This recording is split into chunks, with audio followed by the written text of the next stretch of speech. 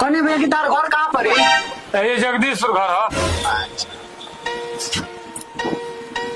कने भैया की कौन जगह घर पर जगदीशपुर में? शिव जी के पोखरा तार से का जरूरत है भाई, बढ़िया से रहो ना। शीशा में ताक आंख बंद कर दे। कने भैया की तू कहाँ भाई हो? 4 भाई बानी जा हमनी के। बियाह करीबो ना तो गाड़ी में रहो पूछो तो पूछो ना भैया से। बढ़िया से रहो ना भाई। तो 30 गो रुपया लाड़ देवे माथा तो 4 के लाड़ उजर करता रह यार।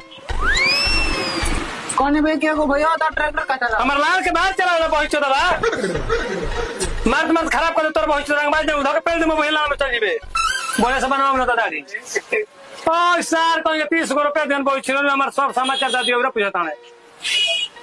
कने भैया किया को भैया तार का करलन चार गाड़ी में ला तोरा बहिनी पर वही में पहुंचो दबा बाप रे सर भाग बहनी के तो खतरनाक ना भैया।